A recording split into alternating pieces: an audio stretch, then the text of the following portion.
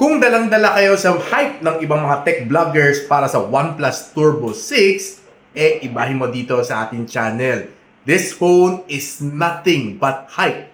Sasabihin ko sa inyo bakit, and this is just a big upgrade lang pagdating sa battery. 9,000 mAh. Yes, it's an upgrade over sa OnePlus A6. Pero the rest, lahat downgrade for just 2,000 pesos price difference lang versus sa A6.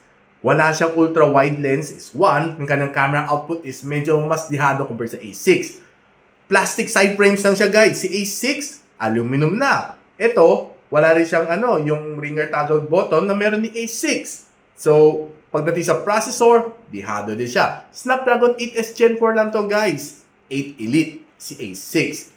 Tapos yung overall experience, dihamag na mas maganda pa sa OnePlus A6. And of course, another kicker, 80 watts na fast charging na ito. 120 watts ang fast charging ni A6.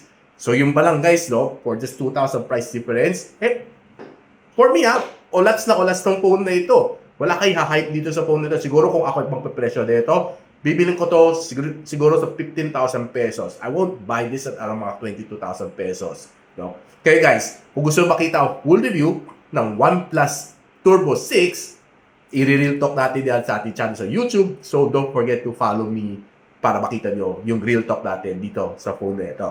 See you soon.